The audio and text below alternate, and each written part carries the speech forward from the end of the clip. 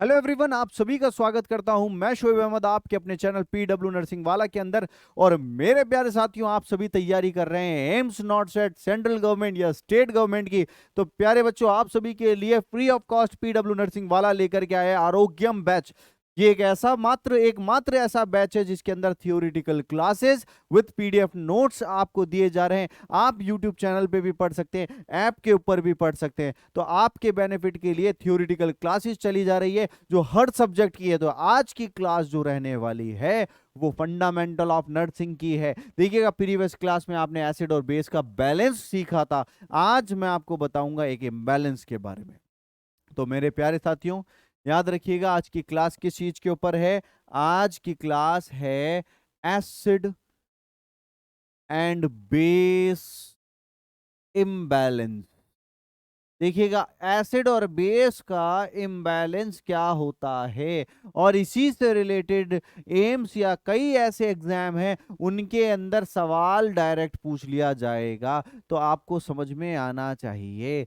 देखिएगा, यहाँ मैं आपको, कई बच्चों ने प्रीवियस क्लासेस नहीं देखी बट उनको समझा दिया जाए कि जब भी एसिड और बेस की बात आए तो आपको हमेशा इस चीज के ऊपर ध्यान देना है जो होता है पीएच। पीएच का मतलब क्या होता है? Potential of hydrogen. Potential of hydrogen. Potential मतलब आपके अंदर कितनी पोटेंशियल है कि आप इस एम्स को क्रैक कर पाएंगे, नॉट सेट को कर पाएंगे क्रैक। वैसे ही आपकी पोटेंशियल की जगह यहाँ पोटेंशियल ऑफ हाइड्रोजन की बात करें कि हाइड्रोजन में कितनी ताकत है कि वो आपके लिए एसिड क्रिएट कर सके आपके शरीर में। हमारा पूरा शरीर, माने कि हमारा पेट से लेकर के हमारी एक एक मसल, सबके अंदर एसिड भरा पड़ा है। बट ये एसिड हमें नुकसान नहीं करता क्योंकि ये एसिड जो है वो बेस की कंडीशन में है, एक नॉर्मल बैलेंस बना करके चल रहा है। जितना एसिड बनता है उतना बेस भी बनता है, बैलेंस बना लेता है। इसी को बफर सिस्टम कहते हैं, कि एक बैलेंस बना करके रखना। देखिएगा, जब भी पोटेंशियल ऑफ हाइड्रोजन आएगा तो आपको पीएच स्केल की बात की जाती है। तो नॉर्मली हमारी पीएच स्केल जो होती है वो कहाँ से कहाँ, वो 0 to 14 की स्केल होती है। कितनी? 0 से लेकर के 14 की स्केल होगी। 0 से 14 की स्केल, और बीच का पॉइंट जो होता है वो न्यूट्रल होता है मेरे बच्चों, याद रखिएगा, न्यूट्रल। तो यहाँ 0 से 14 तक, और बीच का क्या है? न्यूट्रल। अब समझिएगा ये खेल क्या है। एसिड और बेस का खेल ये है कि जितनी भी हमारा इम्बैलेंस होगा वो लिंक किया जाएगा ब्लड की पीएच से। ब्लड पीएच, हमारे ब्लड की पीएच जो है 7.35 से लेकर के 7.45 के बीच में होती है, जिसको हम क्या कहते हैं? Slightly slightly alkaline. हल्का सा एल्कालाइन होता है हमारा ब्लड जो है, वो लिक्विड कनेक्टिव टिश्यू है, स्लाइटली एल्कालाइन है। प्रॉब्लम आपके इम्बैलेंस जो होगा वो सारा इम्बैलेंस ब्लड से लिंक होगा, क्योंकि कहीं पे भी इम्बैलेंस होगा वो ब्लड का इम्बैलेंस शो करेगा, कि ब्लड की पीएच को गड़बड़ाएगा। तो यहां आप समझिएगा, जैसे कि एक ब्लड की पीएच 7.35 से 7.45 होती है, ठीक है? तो 7.35 से 7.45 का मतलब क्या हुआ कि ये हमारी पीएच स्केल है। 0 से लेकर के 14 तक हम गए। 7 जो था न्यूट्रल था, 7.35 और 7.45, यहां आपका क्या है? ब्लड है। अब समझिएगा, इम्बैलेंस किन किन कंडीशन में इम्बैलेंस होता है, इम्बैलेंस कैसे कैसे होगा। देखिए, इम्बैलेंस दो प्रकार से होगा, 7.35 और 7.45। यदि आपका खून की पीएच 7.35 से डाउन जाने लग जाए, कहां जाने लग जाए? डाउन जाने लग जाए। यदि आपकी पीएच 7.45 से अप जाने लग जाए, कहां अप जाने लग जाए, तो ये भी इम्बैलेंस होगा। रहना चाहिए पीएच 7.35 7.45 के बीच में, क्योंकि यही 7.4 जो है बेस्ट है आपके सेल्स को जिंदा रखने के लिए। किसको जिंदा रखने के लिए? सेल्स को जिंदा रखने के लिए। जैसे कि मैंने आपको बताया था कि अगर 6.8 के ऊपर टच कर जाती है आपकी ब्लड की पीएच, या 7.8 को टच कर जाती है आपकी पीएच, तो आप जिंदा नहीं रह सकते। जिंदा क्यों नहीं रह सकते? क्योंकि आपके सेल्स के लिए ये फेवरेबल नहीं है। तो यहाँ 6.8 और 7.8 ऊपर जाना, 7.8 से ऊपर चला जाना, सेल डिस्ट्रॉय होने लग जाएंगे। 6.8 से नीचे चले जाना, सेल फिर भी मरने लग जाएंगे। तो दोनों कंडीशन है। अब देखिएगा खेल कैसे। कभी भी एसिड या बेस की पता करना हो तो हमें दो चीज पता करनी है। पीएच, ब्लड की पीएच कितनी है। क्या है भैया? ब्लड की पीएच कितनी है। तो हमारे ब्लड की पीएच मैं बड़े बड़े अक्षर में लिख देता हूं जिससे आपको समझ में आने लग जाए। यहां याद रखिएगा कि आपको कोई भी एसिड या इम्बैलेंस देखना है, बेस का इम्बैलेंस देखना है, दो चीजें पता होनी चाहिए। ब्लड की पीएच कितनी है भैया? PH of blood, pH blood की। अब समझिए, यदि आपका ब्लड की पीएच कहां से डाउन जा रही है, 7.35 से 0 के बीच में आ रही है। कहां? 0 टू 7.35 आ रही है। ये कंडीशन एसिडोसिस की कंडीशन है। वो आगे बात करेंगे एटाबॉलिक है या रेस्पिरेटरी। 7.35 से नीचे जा रही है, 7.2 आ गई या 6 आ गई, 5 आ गई, 4 आ गई, 3 आ गई, 2 आ गई, 0 आ गई, तो ये एसिड की कंडीशन है। अगर ब्लड की पीएच 7.45 से ऊपर की तरफ जा रही है, कहां जा रही है भैया? ऊपर की तरफ जा रही है, 7.45 से लेकर के आपके 14 पीएच तक जा रही है, तो ये कंडीशन बेसिक बेस बनाती है, या आप कह सकते हैं एल्कालोसिस। बेस बनाएगी या फिर हम कह सकते हैं एल्कालोसिस बनाएगी। 7.45 से ऊपर जाते जाते एल्कालोसिस की कंडीशन बनाएगी। इतना क्लियर है? कोई भी सवाल हो, कोई भी सवाल हो, उस सवाल के अंदर आपको पहले यही देखना है। क्वेश्चन आपको दे देंगे ब्लड की पीएच इतनी है, PCO2 इतनी है, O2 इतना है, आपका इतना है, तो याद रखिएगा ब्लड की पीएच देख लो सबसे पहले कि ये एसिड बना रही है या बेस बना रही है। अब देखिएगा इम्बैलेंस को कैसे बांटा गया। इम्बैलेंस को बांटा गया दो प्रकार से। इम्बैलेंस को बांटा गया दो प्रकार से। शरीर में एसिड और एसिड का बनना, बेस का बनना दो जगह बनता है। एक तो है आपके लंग्स में। क्या साथियों? आपके लंग्स के अंदर हो सकता है एसिड भी बने, हो सकता है बेस भी बने, और इन लंग्स के अलावा कहीं पर भी आपका एसिड बने या बेस बने, वो अलग कंडीशन है। तो दो जगह बनती है, एक रेस्पिरेटरी और एक होता है कहीं पर भी, यानी कि मेटाबॉलिक। मेटाबॉलिक तो एसिड, दो एसिड या बेस फेफड़ों में भी बन सकता है या शरीर के कोई से भी पार्ट में। तो हमने इम्बैलेंस को कहाँ कहाँ बांटा? हमने इम्बैलेंस को बांटा, एक तो बनता है रेस्पिरेटरी इम्बैलेंस,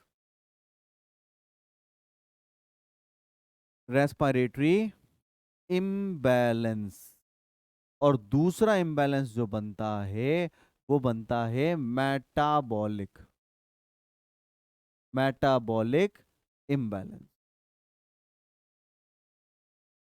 रेस्पिरेटरी इम्बैलेंस और मेटाबॉलिक इम्बैलेंस। देखिएगा, if there is, if there is any imbalance in acid और base in lungs, in lungs, then it is called as, then it is called as, it is called as respiratory imbalance, respiratory imbalance। ठीक है, अगर फेफड़ों में हो रहा है, acid या बेस बन रहा है, तो respiratory imbalance. And any other place, and any other place beside lungs where acid or base, where acid or base is formed, base is formed is called metabolic, is metabolic imbalance। ठीक है, तो याद रखिएगा, फेफड़ों में acid बने या base बने वो रेस्पिरेटरी है इम्बैलेंस, रेस्पिरेटरी के अलावा शरीर के कहीं पे भी बने वो मेटाबॉलिक है। मेटाबॉलिक एक ऐसा प्रोसेस होता है जिसके अंदर आपके खाना अंदर आता है, सेल के अंदर आता है, रिएक्शंस होती है, रिएक्शंस होने के बाद एनर्जी निकलती है। तो ये खाने के टूटने से लेके पचने तक, एनर्जी देने तक जितने केमिकल रिएक्शन होते हैं उसको मेटाबॉलिक रिएक्शन कहते हैं। तो आप याद रखिएगा, मेटाबॉलिक रिएक्शन का मतलब क्या होता है। Metabolic reaction, any reaction that any reactions any reaction that is occurring any reaction that is occurring in the body, in the body is called metabolic। कोई भी मेटाबॉलिक यानी कि कोई भी रिएक्शन शरीर में हो रहा है, एंजाइम बन रहे हो या फिर आपका क्या बन रहा हो, खाना पच रहा हो या आपकी कार्बोहाइड्रेट स्टोर हो रही हो, कोई सी भी आपकी रिएक्शन हो रही हो, उस रिएक्शन को मेटाबॉलिक रिएक्शन कहते हैं। ठीक है, कहानी आज चालू करेंगे अपन। क्या चालू करेंगे, आप जब को मैं समझाता हूँ रेस्पिरेटरी का खेल, रेस्पिरेटरी इम्बैलेंस का खेल समझाते हैं। ध्यान से समझिएगा, इजीली आप समझ जाएंगे कि रेस्पिरेटरी इम्बैलेंस कैसे होगा। ठीक है, रेस्पिरेटरी इम्बैलेंस कैसे होगा। देखिए, जनरली हमारा जो ये फेफड़े हैं इसका एक स्ट्रक्चर आपको समझाता हूं। ठीक है, हमारे जो ये लंग्स होते हैं ना, इन लंग्स के अंदर आप देखेंगे कि अलग अलग कंपार्टमेंट होते हैं और अलग अलग कंपार्टमेंट में कुछ ऐसी ब्रांचेस होती हैं और लास्ट में एल्वियोलाई जुड़ी होती है। क्या जुड़ी होती है बच्चों, एल्वियोलाई जुड़ी होती है, ऐसे ऐसे। ये छोटा सा बलून जो दिख रहा है वो एल्वियोलाई है। क्या है, एल्वियोलाई। इन एल्वियोलाई के चारों तरफ वेसल्स जा रही होती है, क्या, ब्लड वेसल्स जा रही होती है, इनको कहते हैं capillary, capillary. Only exchange vessel जहां से गैसेस, पूरे शरीर में जितनी आर्टरी वेन है वहां से ऑक्सीजन कार्बन डाइऑक्साइड निकल नहीं सकती, ओनली एक्सचेंज वेसल जहां से निकल सकती है वो है कैपिलरी। ठीक है, ओनली ब्लड वेसल जहां से निकल सकती है वो क्या है, कैपिलरी। अब समझना इस खेल को क्या होता है। जनरली हमारा एक पॉइंट होता है, फेफड़े जो होते हैं, लंग्स जो होते हैं, उनका काम क्या होता है, उनका काम होता है exchange of gases, exchange of gases, कि गैसेस का एक्सचेंज करना, ये काम होता है एल्वियोलाई का और फेफड़ों का। अब देखिएगा यहां क्या हुआ, हमने जैसे सांस ली, हम जब सांस लेते हैं तो ऑक्सीजन अंदर जाती है और जब हम सांस छोड़ते हैं तो कार्बन डाइऑक्साइड बाहर आती है। नॉर्मल सी बात है, सांस लोगे ऑक्सीजन आएगी, सांस छोड़ोगे कार्बन डाइऑक्साइड आएगी। अब प्यारे बच्चों यहाँ कुछ पॉइंट आप याद रखिएगा, कुछ आपको एक अल्फाबेट्स आपको मैं समझा रहा हूं। एक होता है PaO2, एक होता है PaCO2, एक होता है SpO2। ठीक है, अब यहां इनका मतलब समझिएगा, ये क्या कहना चाहते हैं। आप सभी ने एक मशीन उंगलियों पे लगा करके अपनी ड्यूटी टाइम पर करवाई होगी, पेशेंट को चेक करते होंगे कि एक मशीन आती है, इसको है ना ऐसे लगाते, पल्स ऑक्सीमीटर, क्या कहते हैं, पल्स ऑक्सीमीटर, पल्स ऑक्सीमीटर। ये उंगली के ऊपर लगाते हैं, फिर इसके बाद एक परसेंटेज आती है, उंगलियों पे देखा होगा परसेंटेज आती है। वो परसेंटेज क्या होती है, वो SpO2 को बताती है। SpO2 का फुल फॉर्म क्या होता है, saturation of oxygen, saturation of oxygen. Saturation of oxygen का मतलब क्या होता है, कितनी ऑक्सीजन आपके हीमोग्लोबिन के साथ जुड़ी हुई है। जनरली एक हीमोग्लोबिन जो होता है 4 ऑक्सीजन के मॉलिक्यूल्स को लेकर के घूमता फिरता रहता है। ठीक है, मान लीजिए किसी की सैचुरेशन आ रहा है 60, 70, 80, तो ये अब नॉर्मल कंडीशन है। यहां सैचुरेशन जो होता है, सैचुरेशन ऑफ ऑक्सीजन, ऑलवेज आपको याद होना चाहिए, वो हमेशा एक नॉर्मल इंसान में तो 95% से अबव जाना ही चाहिए। 95% से अबव जाना चाहिए पल्स SpO2। तो जनरली कितना होता है, 95 टू 95% टू 100% रहता है। ठीक है, SpO2 की मात्रा 95 से 100 रहती है। बट जब किसी इंसान को सांस की बीमारी होती है, क्या सांस लेने की तकलीफ होती है, प्रॉब्लम होती है, तो इसको हम ये कह सकते हैं कि SpO2 मोर देन 90 तो रहता ही रहता है, मोर देन 90% इन रेस्पिरेटरी प्रॉब्लम। ठीक है, जिसमें रेस्पिरेटरी प्रॉब्लम होती है उनमें मोर देन 90 रहेगा ही रहेगा, पहली बात। तो ये आपने देखा, SpO2 का मतलब क्या होता है, सैचुरेशन ऑफ ऑक्सीजन है। सैचुरेशन का मतलब है नंबर ऑफ ऑक्सीजन जो जुड़ी हुई है हीमोग्लोबिन के साथ। अब बात आती है PaO2। PaO2 का मतलब होता है partial pressure of oxygen in lungs. फेफड़ों के अंदर ऑक्सीजन का कितना प्रेशर है उसको PaO2 के द्वारा नापा जाएगा। किसके द्वारा नापा जाएगा, PaO2 के द्वारा नापा जाता है।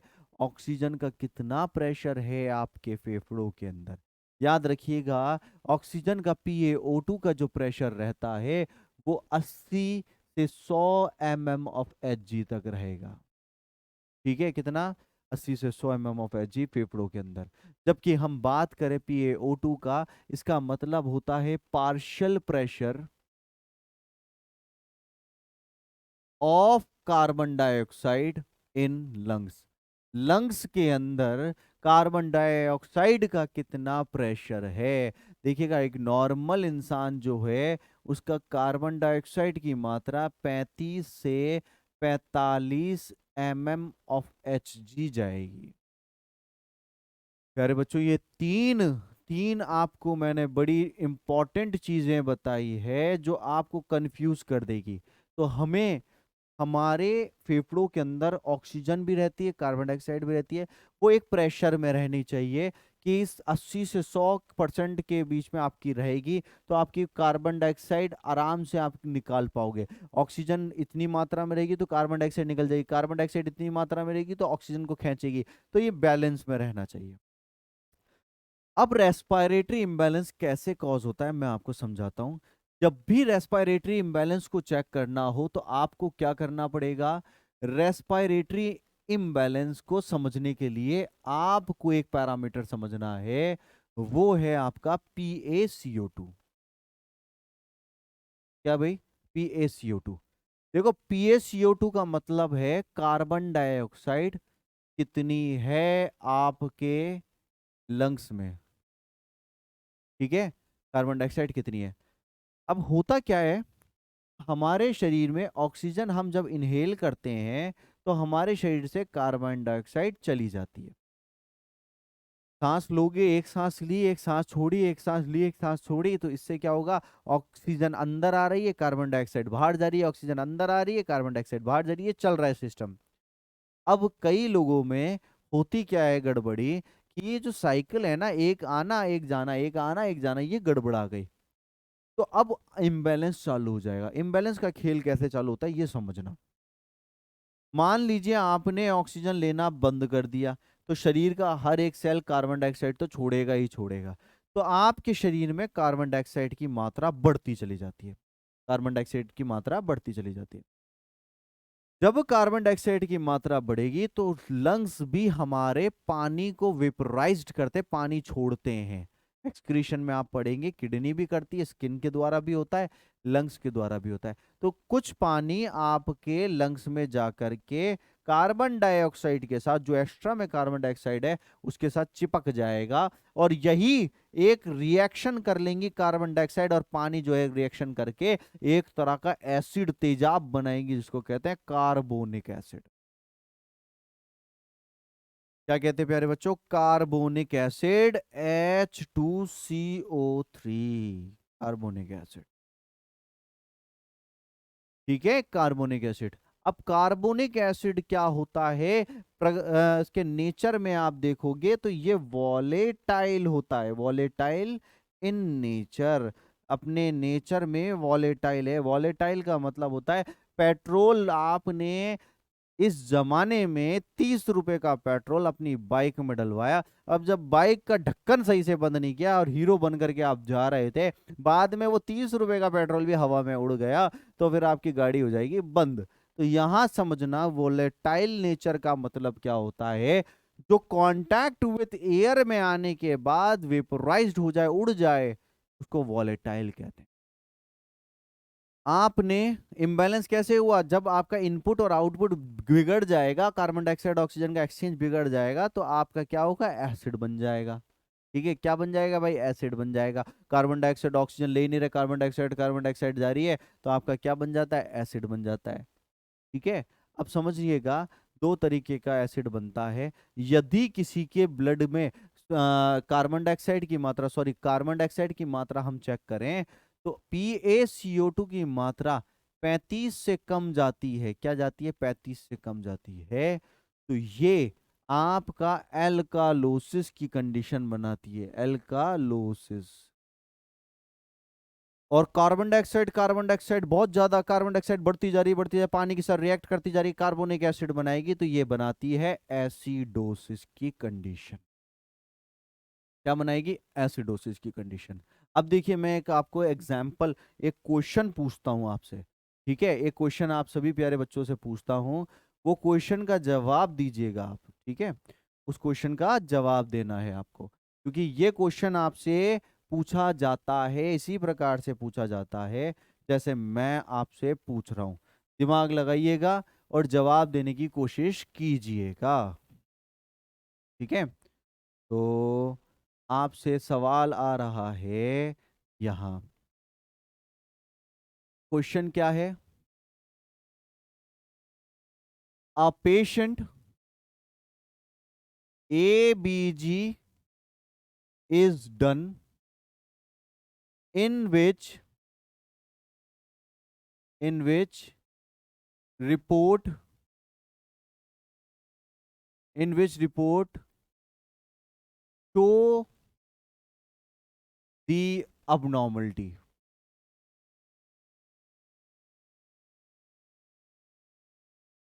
abnormality, अब देखिएगा, एक एबीजी रिपोर्ट करी, उसके अंदर एक abnormality आपको देखनी है, कौन सी abnormality आई। एक ब्लड की पीएच दी इन्होंने 7.21 और PaCO2 दिया इन्होंने, आप याद रखिएगा 48 mm ऑफ Hg। अब आपसे पूछेंगे डायरेक्ट, ये कौन सी abnormality है। प्यारे बच्चों, हमेशा कोई भी सवाल आए, ऐसा एसिड बेस का कोई भी सवाल आए, उसमें आपको दिमाग सिर्फ ये लगाना है, पहली बात ब्लड की पीएच, पहला पॉइंट इजीली सॉल्व कर सकते हो, ब्लड पीएच चेक करना। जैसे मैंने आपको बताया था 7.35 से 7.45 आती है।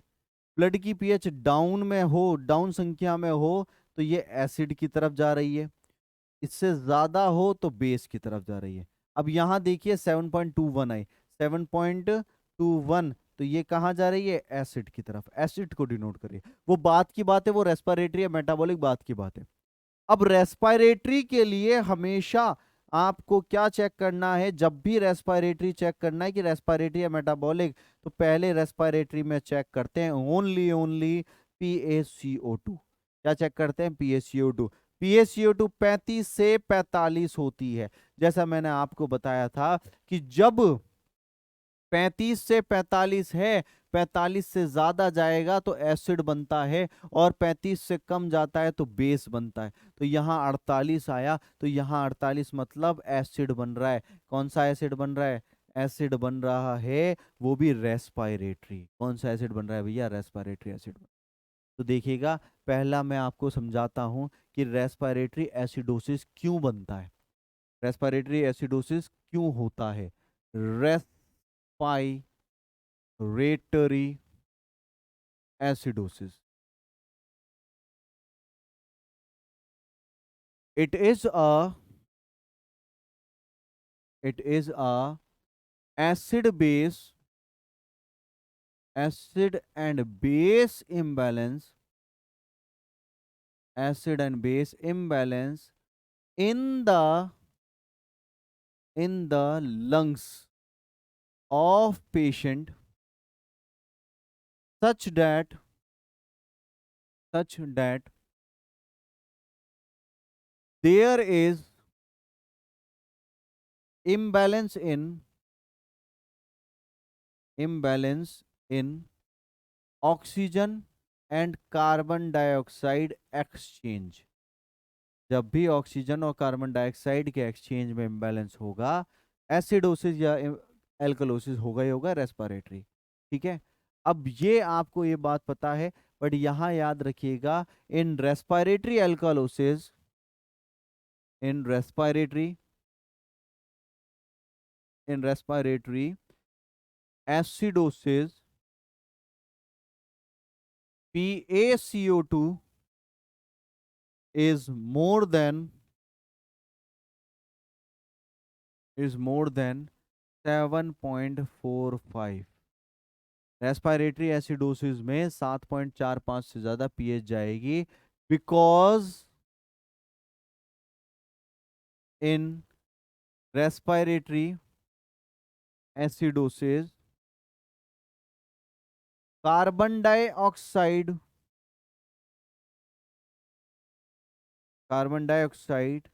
react with water to form carbonic acid, H2CO3। पानी के साथ कार्बन डाइऑक्साइड जो भर चुकी थी, वो रिएक्ट करके कार्बोनिक एसिड बना देगी। क्या बना देगी भैया? बना देगी, रेस्पिरेटरी एसिडोसिस में। ठीक है, ये बना रही है। अब साथियों, कारण क्या होते हैं ये समझना, कि क्या कारण होंगे कि शरीर में कार्बन डाइऑक्साइड जमा होती जा रही है। मैं आपको कॉजेज बताता हूं, क्या कॉजेज होते हैं। रेस्पिरेटरी एसिडोसिस के क्या कॉजेज होते हैं कि कार्बन डाइऑक्साइड बढ़ जाएगी। देखो, कोई भी सांस से रिलेटेड सवाल में, कोई भी सांस से रिलेटेड बीमारी आ जाए, तो मतलब रेस्पिरेटरी एसिडोसिस हो रहा है। Any disease of lungs is causing respiratory acidosis. माने के फेफड़ों में एटिलेक्टेसिस हो रहा है, अस्थमा हो रहा है, ब्रोंकाई निमोथोरैक्स भी हो रहा है, हीमोथोरैक्स हो रहा है, या कोई सी भी लंग्स की प्रॉब्लम हो रही है जिससे नॉर्मल इंसान सांस नहीं ले पा रहा, तकलीफ हो रही है, वो एसिडोसिस बनाती है। ठीक है, एनी, सबसे पहली बात, any disease of lungs will cause respiratory acidosis। Example, any disease of lungs will cause respiratory acidosis। Example आपको बताता हूं, अस्थमा, निमोनिया।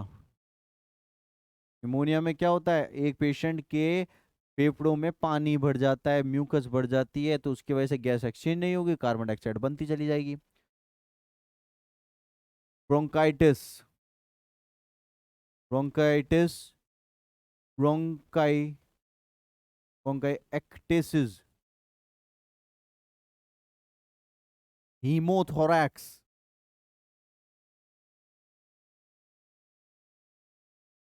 न्यूमोथोरैक्स,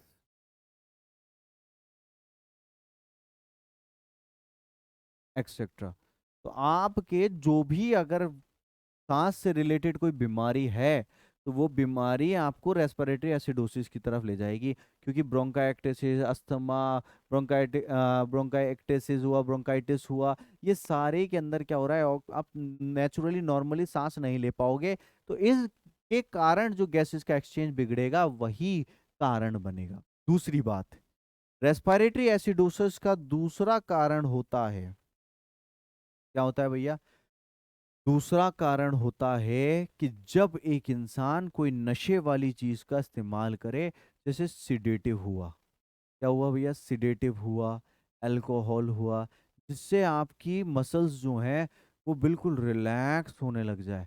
मसल्स जब रिलैक्स होगी तो आप ज्यादा ऑक्सीजन नहीं ले पाओगे और अंदर आपकी कार्बन डाइऑक्साइड बनती रहेगी। यूज ऑफ सिडेटिव्स, अल्कोहल और एनी अदर ड्रग, ऐसी कोई दवा जिनकी वजह से आपको नींद आने लग जाए, क्योंकि नींद के अंदर आपके ऑक्सीजन एक्सचेंज कम हो जाता है, तो आप देखेंगे ऐसी दवाओं का इस्तेमाल करोगे तो आपको रेस्पिरेटरी एसिडोसिस हो जाएगा। अब यहाँ समझना प्यारे बच्चों, यहाँ तीसरी बात ये होती है, कई बार आपके पेशेंट के क्या होता है, मसल्स के अंदर क्या हो जाती है, लग जाती है, जैसे ये हमारे डायफ्राम में लग गई, तो ये इंजरी भी हो जाती है, तो इंजरी के चक्कर में भी हम सांस नहीं ले सकते। आप खुद सोचिए, थोड़ा सा भी लग जाए तो आपकी सांस नहीं लेने में तकलीफ होगी। तो इसी कारण भी क्या होता है, कभी कोई भी मसल्स की वजह से मसल्स में इंजरी हो गई तो भी आपका रेस्पिरेटरी गैसेज एक्सचेंज बिगड़ जाएगा। Any injury, any injury to respiratory muscle, respiratory muscles, कोई भी रेस्पिरेटरी मसल में इंजरी हो जाए, जैसे कि एग्जाम्पल डायफ्राम,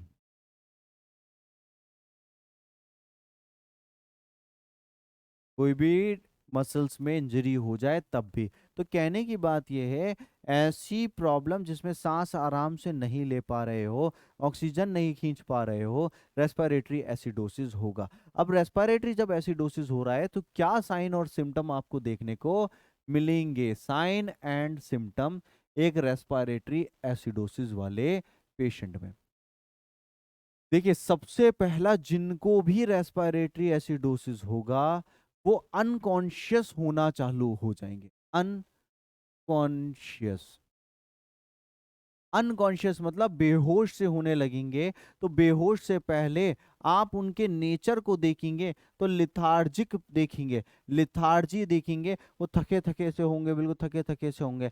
तो थके थके का मतलब है ऑक्सीजन नहीं ले रहे, जितनी अच्छी ऑक्सीजन खाना ऑक्सीजन मिलेगा उतना आप एक्टिव रहोगे, पर जब थके थके से हो रहे हो तो माने कि लिथार्जी है, कार्बन डाइऑक्साइड ज़्यादा है, और कार्बन डाइऑक्साइड ज़्यादा है तो आपके फेफड़ों के अंदर तकलीफ बन रही है, तो लिथार्जी आपको देखने को मिल रही है। आप जो होंगे वो कंफ्यूजन का शिकार होंगे साथियों, किसका? कंफ्यूजन का शिकार होंगे, बहुत ज्यादा कंफ्यूज रहेंगे, क्योंकि ऑक्सीजन पर्याप्त मात्रा में आपके ब्रेन तक नहीं जा रही, एक्टिव नहीं रह पा रहे, तो आप क्या होंगे? कंफ्यूज रहेंगे, लेथार्जिक रहेंगे, अनकॉन्शियस भी हो जाएंगे। यहाँ एक बात ये याद रखिएगा, जिन जिन लोगों को रेस्पिरेटरी एसिडोसिस होता है उनके अंदर आप देखने को मिलेंगे हाइपर कैलीमिया। हाइपरकैलिमिया मोस्ट इंपॉर्टेंट आपको देखने का मिलेगा, क्योंकि मैंने आपको समझाया था जब जब एसिड होता है H प्लस आयन बढ़ते हैं, H प्लस आयन बढ़ते हैं, H प्लस आयन बढ़ते हैं, तो शरीर के सेल के अंदर जो पोटेशियम पड़ा रहता है उसको बाहर फेंकते हैं और खुद अंदर जाके घुस जाते हैं। जब पोटेशियम आपका बाहर आता है, नॉर्मली पोटेशियम की मात्रा कितनी होती है? 3.5 से लेकर के 5.1 मिली इक्विवेलेंट प्रति लीटर। तो जब पोटेशियम बढ़ता चला जाएगा तो पोटेशियम बढ़ना एक संकेत होता है कि आपके शरीर के अंदर एसिड बन रहा है, तो हाइपरकैलेमिया। और मेरे प्यारे साथियों याद रखिएगा, पोटेशियम एक एक ईंधन होता है आपके दिल के लिए, कि जब पोटेशियम ज्यादा मिलता है तो पोटेशियम के चक्कर में आपका दिल भट भट भट भट भट भट करके बहुत ज्यादा आपका क्या दिल होने लग रहा है? वेंटिकुलर फिब्रिलेशंस। 5वीं बात आप क्या देखेंगे, वेंट्रिक्यूलर फिब्रिलेशन।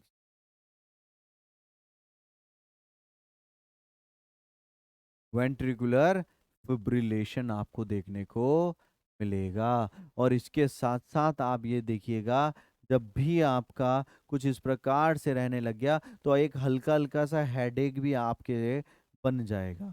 तो कहने की बात क्या है, एक इंसान के अंदर, एक इंसान जो होता है उसके अंदर आपको ये देखने को मिलेगा, अनकॉन्शियस वो होगा, लिथार्जी, कंफ्यूज रहने वाला है, हाइपरकैलेमिया होगा, वेंट्रिकुलर फिब्रिलेशंस आपको देखने को मिलेंगे, हेडेक जो होगा, हल्का हल्का सा सिर दर्द। और आप देखिएगा उस पेशेंट के अंदर मसल्स भी ट्विस्टिंग होने लग जाएगी, मसल ट्विस्टिंग।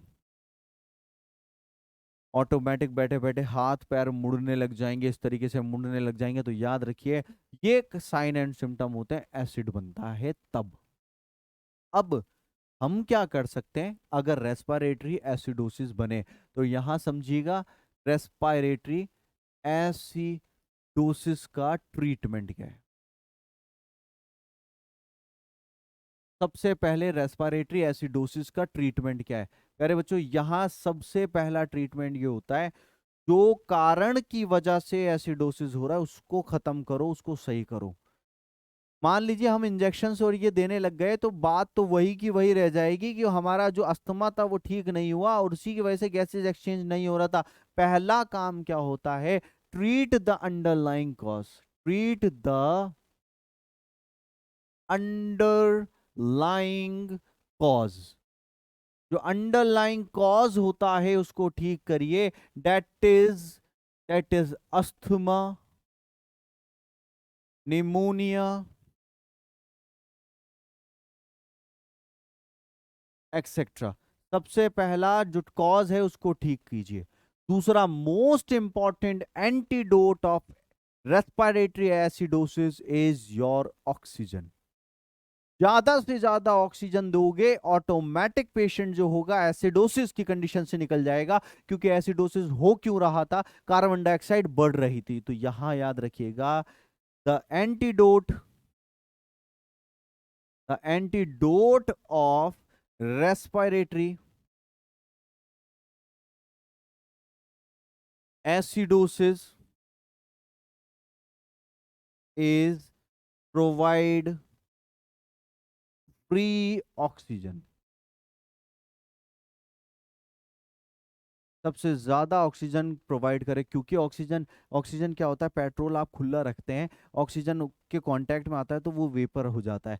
वैसे ही क्या होगा, जब आप ऑक्सीजन दोगे पेशेंट को तो अंदर जो कार्बोनिक एसिड बना हुआ था वो ऑक्सीजन की प्रेजेंस में आकर के भाप बन बन के उड़ेगा, भाप बन बन के उड़ेगा, वेपर बन बन के उड़ेगा। इसीलिए फ्री ऑक्सीजन देना आपको बहुत ज्यादा जरूरी है।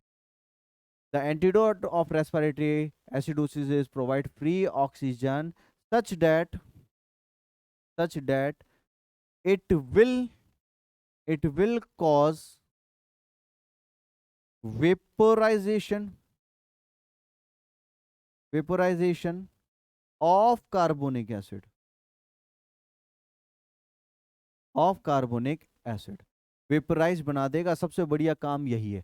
तीसरा काम ये याद रखिएगा, हमें ज्यादा से ज्यादा पानी पिलाना है पेशेंट को, क्योंकि पानी ही कार्बोनिक एसिड के साथ रिएक्ट कर रहा था, पानी की भी कमी हो रही है, डिहाइड्रेशन हो जाएगा। तो पानी हमें अच्छे से पिलाना है। Provide adequate adequate hydration, hydration provide कीजिए और मॉनिटर करते रहिए, मॉनिटर इलेक्ट्रोलाइट्स। इलेक्ट्रोलाइट में भी कौन सा, पोटेशियम को ज्यादा मॉनिटर करना है। ये तो क्या है, रेस्पिरेटरी एसिड बना तो उसका क्या इलाज था। अब देखिए, यदि बात की जाए कि शरीर के अंदर एसिड तो नहीं बना, अब बनने लग गया क्या, बेस बनने लग गया,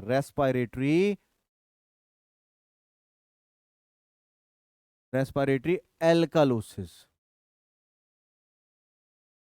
रेस्पिरेटरी एल्कलोसिस का क्या मतलब है? रेस्पिरेटरी एल्कलोसिस का मतलब है कि यहां पर भी ऑक्सीजन और कार्बन डाइऑक्साइड के साइकिल जो था, हम ऑक्सीजन लेते थे, कार्बन डाइऑक्साइड छोड़ते थे, इसमें डिस्टरबेंस है। पहले वाले में तो क्या था, कार्बन डाइऑक्साइड बढ़ रही थी एसिडोसिस के कंडीशन में, बट यहां एल्कलोसिस कब होता है, जब एक इंसान हद से ज्यादा ऑक्सीजन लेने लग जाए, एक्सेसिव ऑक्सीजन लेने लग जाए, एक्सेसिव ऑक्सीजन इनटेक करने लग जाए, देन कार्बन डाइऑक्साइड बहुत ज्यादा ऑक्सीजन ले रहा है, बहुत ज्यादा ऑक्सीजन ले रहा है, कार्बन डाइऑक्साइड कम ले रहा है, तो वो भी दिक्कत है, ज्यादा ऑक्सीजन ज्यादा पानी, ये भी दिक्कत होती है। तो यहां याद रखिएगा रेस्पिरेटरी एल्कलोसिस को कॉज करेगा। It is a condition, it is a condition in which there is disturbance, there is gaseous disturbance, gaseous disturbance in which more oxygen is inhaled than carbon dioxide production, than carbon dioxide production।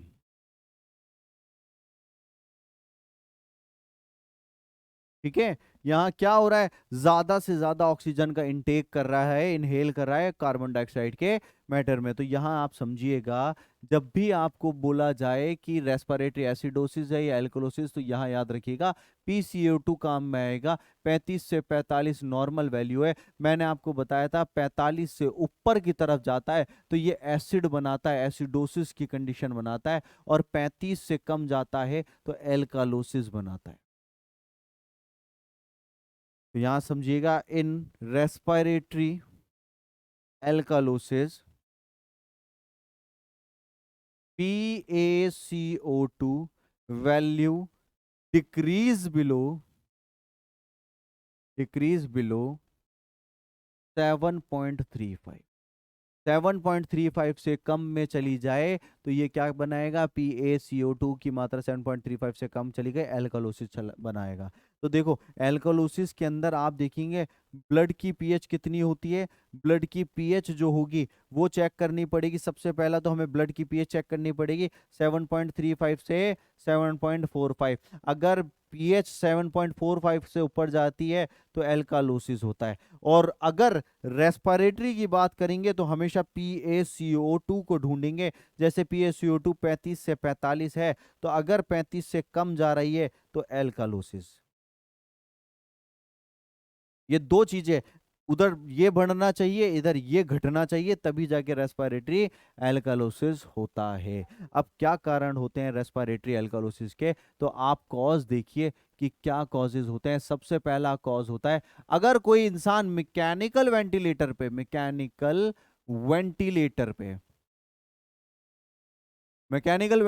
पे क्या होता है, patient को हम machine पे लगा देते हैं और मशीन हवा देती रहती है, देती रहती है, देती रहती है। एक तो नॉर्मल क्या होता है, हम सांस ले रहे हैं, हम थक गए तो थोड़ी देर होल्ड कर लेते हैं, फिर सांस ले लेते हैं, फिर होल्ड कर लेते हैं। बट मैकेनिकल वेंटिलेटर में ऐसा नहीं होता, आपको हवा कंटिन्यू एक टाइम के ऊपर मिलती रहेगी, मिलती रहेगी, मिलती रहेगी, मिलती रहेगी, जिसकी वजह से क्या होगा, आपका ऑक्सीजन का लेवल जो होगा, ऑक्सीजन बहुत ज्यादा बढ़ने लग जाएगी।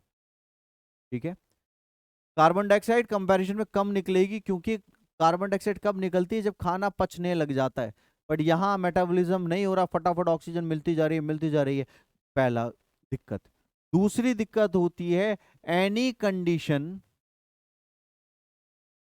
Any condition that increase respiratory rate. कोई भी कंडीशन जो रेस्पिरेटरी रेट बढ़ाए, जैसे कि बुखार के अंदर, फीवर में रेस्पिरेटरी रेट बढ़ जाती है। जैसे कि आपका हिस्टीरिया की कंडीशन जो होती है, उसमें एक इंसान की रेस्पिरेटरी रेट बढ़ जाती है। एक घबराहट, एंजाइटी जो होती है, कुत्ता पीछे पड़ गया, एंजाइटी के अंदर भी आपकी क्या होगी, रेस्पिरेटरी रेट बढ़ जाएगी। कई पेशेंट जो होते हैं उनका सीएनएस रेस्पिरेटरी सिस्टम के अंदर इंजरी हो जाती है। क्या भैया? रेस्पिरेटरी सिस्टम के अंदर इंजरी होने लग जाए। यदि कोई इंसान ऐसे प्रोडक्ट्स का इस्तेमाल कर रहा है जिससे रेस्पिरेटरी रेट बढ़ रही है, ठीक है, उनसे भी products that increase product that increase respiratory rate, ठीक है, ऐसे प्रोडक्ट जो रेस्पिरेटरी रेट आपका बढ़ा दें, जैसे कि आपका कैफीन जो होता है, कैफीन, ये रेस्पिरेटरी रेट बढ़ा देता है। तो जनरली ऐसी चीजें जिनसे रेस्पिरेटरी रेट बढ़ती है, वो सब कारण होते हैं किसके? रेस्पिरेटरी एल्कालोसिस के, ठीक है, रेस्पिरेटरी एल्कालोसिस के। तो साइन एंड सिम्टम देखिएगा प्यारे बच्चों, क्या साइन और क्या सिम्टम देखने को मिलेंगे जब किसी का रेस्पिरेटरी एल्कलोसिस होता है। सबसे पहला साइन एंड सिम्टम आप देखिएगा, यहां हेडेक रहेगा, और हेडेक भी कैसा? लाइट, बिल्कुल हल्का हल्का सा हेडेक रहेगा। वॉमिटिंग जैसा उनका मन करने लगेगा।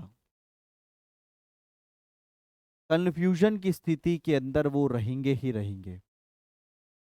कंफ्यूजन के बाद लिथार्जी रहेगी। अनकॉन्शियस भी हो सकते हैं। अनकॉन्शियस के बाद याद रखिएगा, इनका पोटेशियम की मात्रा कम हो जाएगी, हाइपोकैलिमिया हो जाएगा। और हाइपोकैलिमिया को कंपनसेट करने के लिए टेकीकार्डिया भी हो सकता है। क्या? टेकीकार्डिया भी हो जाएगा। टेकीकार्डिया भी हो जाएगा, और बीपी जो होगा वो कम रहेगा, हाइपोटेंशन रहेगा। हाइपोटेंशन भी रहेगा, और इस हाइपोटेंशन को देखते देखते हम नर्व देखेंगे तो weak weak and thready pulse आपको देखेगी, कमजोर pulse, weak and thready pulse. तो देखो, एक एल्कालोसिस, रेस्पिरेटरी एल्कालोसिस में आप देखेंगे क्या? सिर में हल्का हल्का सा दर्द, उल्टी जैसा, कंफ्यूजन, चक्कर भी आ सकते हैं कभी। आपके अंदर पोटेशियम की कमी रहेगी, टेकीकार्डिया, दिल तेज तेज धड़केगा, बट बीपी बिल्कुल कम रहेगा, धागे की तरह आपकी पल्स रहेगी। ये क्या कंडीशन है? रेस्पिरेटरी एल्कालोसिस की कंडीशन। प्यारे बच्चों, रेस्पिरेटरी एल्कालोसिस का जो ट्रीटमेंट दिया जाता है, वो ट्रीटमेंट क्या होता है? वो ट्रीटमेंट, एल्कालोसिस का ट्रीटमेंट ये होता है कि हम पेशेंट को सिडेटिव देते हैं। क्या देते हैं? सिडेटिव देते हैं, ठीक है। आप पेशेंट को क्या देंगे? सिडेटिव देंगे। सिडेटिव से क्या होगा? वो जो रेस्पिरेशन ले रहा था, बार बार हवा ले रहा था, उसको हम क्या करेंगे? कम कर देंगे। तो पहली बात तो ये याद रखिए, हमें ट्रीटमेंट देना है, ट्रीट दी अंडरलाइंग कॉज, जो कारण है उसको ठीक करें। दूसरी बात, give sedative, give sedative to decrease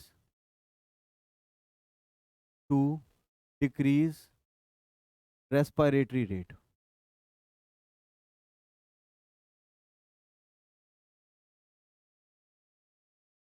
sedative to decrease respiratory rate, sedative देंगे रेस्पिरेटरी रेट को डिक्रीज करने के लिए।